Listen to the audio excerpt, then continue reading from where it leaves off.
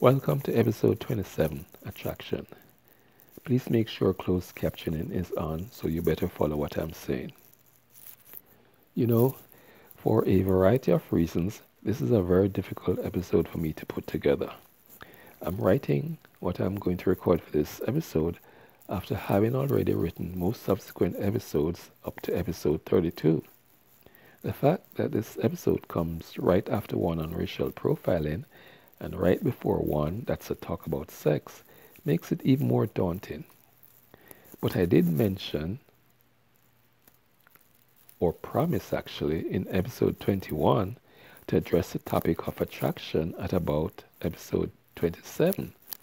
So I'm going to face up to the task, pun intended.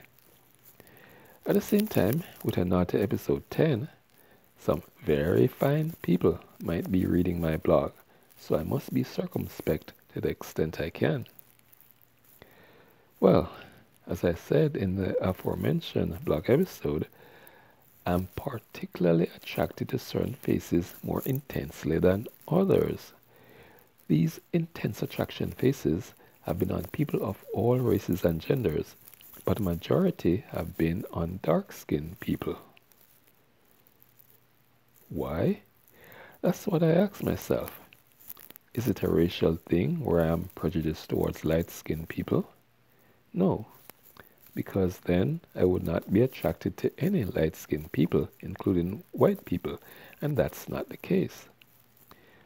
What I do know is that whether it's dark or light, clear, tattoo-free skin is a big turn-on. So that tells me that I can find skin, no matter the color, an attractive feature of a person's face. So what are other features of a face that attract me? I've come to realize that hair is indirectly, or maybe directly, a big deal. I like to get a sense of the shape of the head and face, and hair can conceal that. But also, I tend to be attracted to feminine faces on women and masculine faces on men, and the amount of hair or the hairstyle can make a woman look masculine and a man look feminine. This is far from absolute because the attractiveness of some faces to me transcends any hair length or style. But I admit that basically most but not all of the female faces that I find attractive are surrounded by a medium to large amount of hair, and most but not all of the male faces I find attractive are surrounded by low cut or no hair.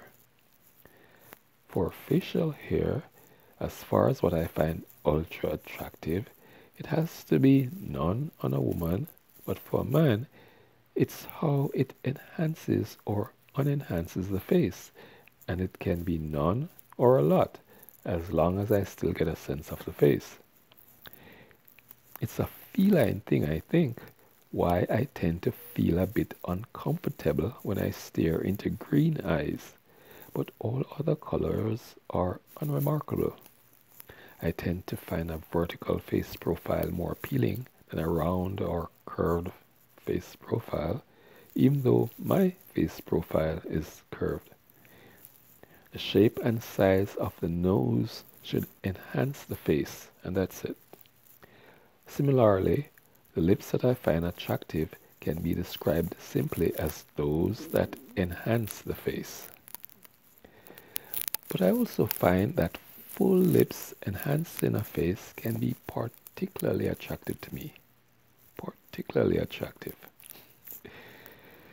So, to me, perhaps it's because more black people have fuller lips than people of other races, why darker skinned people make up a majority of the faces that generate an intense attraction reaction in me. An intense attraction reaction. So, what do you get from all I just said, apart from me being a freak? Well, all of what I just said is personal to me. Perhaps too personal, mon ami. But I think that what I just described in perhaps too intimate a detail about what attracts me to a face and hence to a person is something that every human does, consciously or subconsciously, admittedly or not.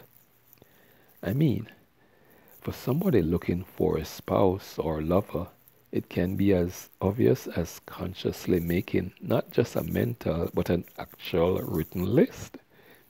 But I'm telling you, every face you look at, you form an opinion of, and you mentally, even if subconsciously, like or dislike certain things about the face and then perhaps the person. In my opinion, the bottom line is that in terms of physical characteristics that attract us to another person, you like what you like. Because of the you like what you like principle, I do not consider people racist based on their acknowledgement of physical characteristics that they might find attractive or unattractive in other people. One could say that it's how you view and treat people with physical characteristics that don't attract you that define you as a person. And if that physical characteristic that doesn't attract you is skin color, then how you view and treat people or treat that person is what determines whether you are racist or not. You are being racist when you purposely and selfishly do harm to people based on the physical characteristic of skin color. So, that's it. That's the episode on attraction. Please be aware though that not everybody that I or anyone else find attractive is a nice, much less a good person. But remember, no matter what your skin color or any other physical feature, you are the most attractive person in the world to anyone who loves you.